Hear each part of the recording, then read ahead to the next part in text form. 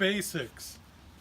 Number one, never let your engine get this dirty. This is disgusting. I hate this. My motto, a clean engine is a happy engine. Now, what we're doing today to a friend's Jeep is replacing the turn signal bulbs because they had one go out. I've gone ahead for the sake of time and replaced all of them except for this one. You're going to watch this.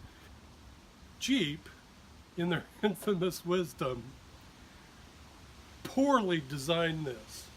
Rather than the lens popping out by loosening a couple of screws and taking the bulb out, you got to go in the fender well. You got to loosen the fender well to get the bulb out. Now, I watched a video. They said take the tire off and everything. Well, I don't want to do that. Didn't have to over there. So, I'll try not to cuss. And let's get to work. Okay, then we have 3 screws right here in the fender well. These 3 screws have to be removed. It's hard to see with a camera in front of your face. Okay, this is loose here. One thing the videos that I watched didn't show is there's 2 clips down here. If you take those out, it loosens this whole panel much better so you can pull it away better. So I'm going to do that real quick. My dad calls these Jesus clips because he uses the Lord's name in vain. Here's one. What you have to do is you have to pull this center part out far enough to where this will close, and then it'll pull out of the hole in the plastic. So you need a screwdriver to get it started, and then one of these, which you use for upholstery and things like that, and trim pieces, and that way you can grab that whole center piece and pull it out its full length. There you go. Okay. All right, now I have to take this inner fender well and pull it out. So I got to get it away from the actual bumper. Pull it out like that, and see how loosening this bottom really helps. Otherwise it'd be up there and I'd be fighting it like that. Now I reach up in here.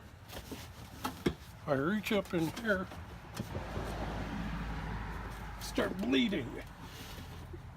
Must be a Jesus clip. Okay, just a word to those at the design department of Jeep. You suck.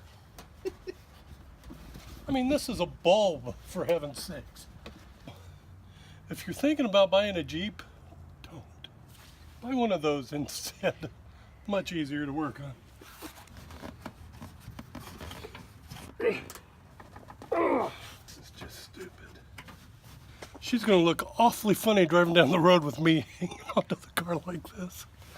I can't get a good enough grip on it to twist it.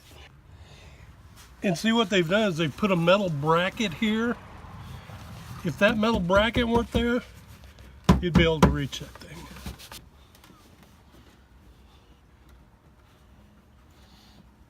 It is so close.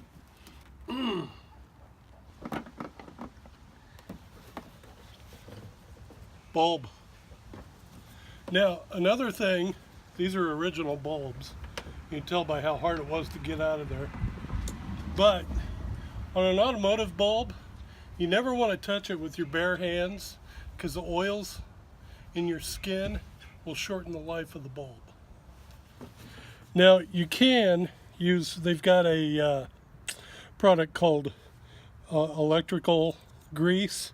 You can put a little dab of that in there, and that helps with the bulb sliding in and out easier.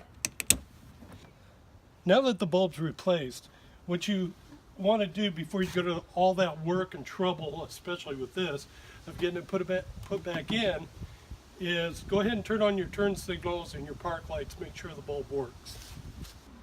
Oh, looky there. Park light. Turn signal.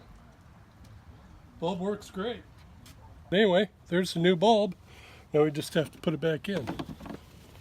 On a normal car, this would have been done a long time ago. The bulb is in, it works. Now you have to put the fender well back in place. Obviously it doesn't go like that, it goes behind the bumper cover. This can be kind of tricky because you can pinch the living daylights out of your fingers and catch your glove.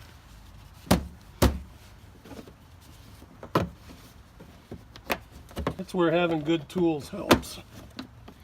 My wife's always telling me, you don't need more tools. Oh, yes, I do.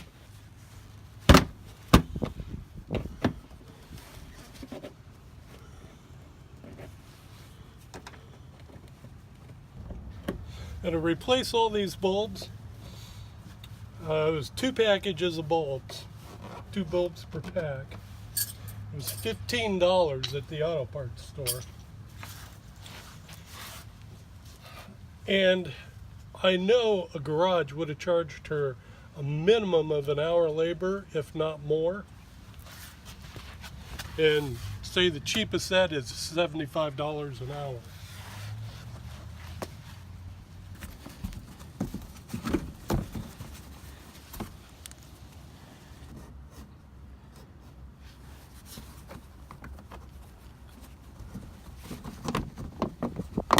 There we go. There we go.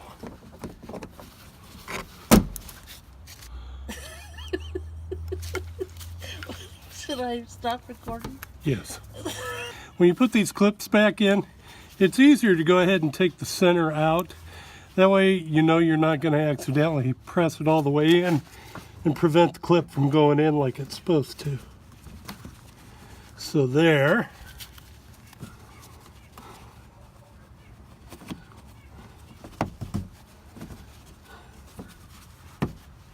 And I always do the outside one first because you get it lined up, and then this one's pretty much going to be lined up already. Makes it a lot easier. All right, we're all done. Well, we're all done. And remember, never let your engine get this dirty.